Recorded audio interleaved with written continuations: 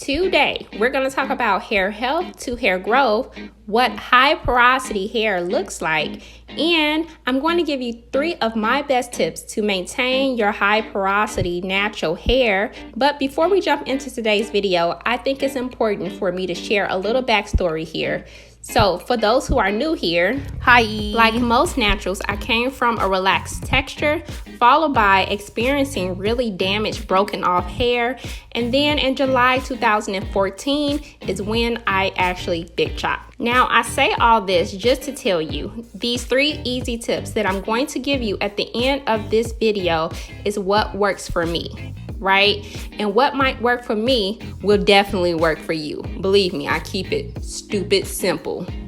So when it comes to talking about porosity levels and what that actually means, we're talking about treating the outer layer of the hair strand. Now, if you missed my videos about the different layers of the hair strands, I'll link that video in the iCards above and in the description box below. So be sure to go check that out.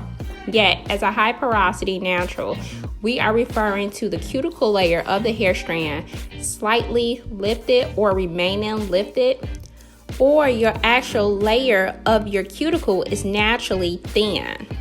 So I took a screenshot of this photo from Green Beauty's channel, which shows up close what high porosity hair looks like. And as you can see, it can also be self-inflicted. However, these 3 tips that we're about to get into will help you either way.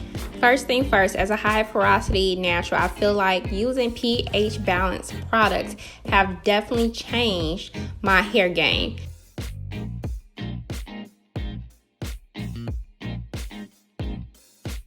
The answer is yes. All hair products have a pH level, and the standard pH level for hair products range from level 4 to level 7. However, as a high porosity natural, it has been my best practice to use products with a pH level of 4.5 to 5. As you can see, the higher the pH causes our hair to expand, while the lower the pH causes our hair to contract. As you can see, within that sweet spot of 4.5 and 5, the cuticles are laying flat, trapping in all that moisture and hydration we receive from wash day. Also take note, products that range between 6 and 7 expand the cuticles. Now, a good example is, have you ever tried a hair product and you couldn't explain it better than, this feels just like water? Well, guess what? Water has a pH of 7, which is neutral. And as you already know, you can't just put water on your hair.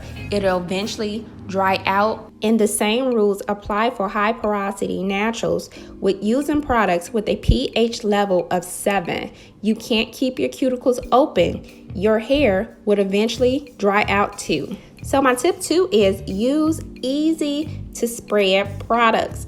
As I mentioned, as a high porosity natural, your cuticles are really fragile and often sometimes are very thin.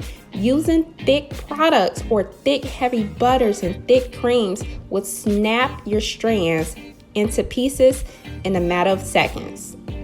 And last but not least, never let your hair dry out. And although this tip goes to all naturals, it especially applies to high porosity naturals. Come on, nod your head with me. Yeah, you're deep conditioning weekly, right? I just told you the cuticle layer of your hair strands are very fragile and often sometimes are very thin. If you're finding that 5 days from wash day, your hair is drying out, you need to wash your hair every 5 days instead of every 7 days. If you're finding out that's happening sooner, it may be the products that you're using. And within that case, I would encourage you to check the pH levels of the products that you're using. However, products are not meant to last forever, right? I mean, 4 days, 5 days is great to retain moisture. Past that 5-day mark and your hair is not at its healthiest. Let me be the first to tell you, you asking for too much. So with that being said, if you need hair help be sure to check that description box below. And don't leave me. I have separation anxiety issues. I'll see you in the next video.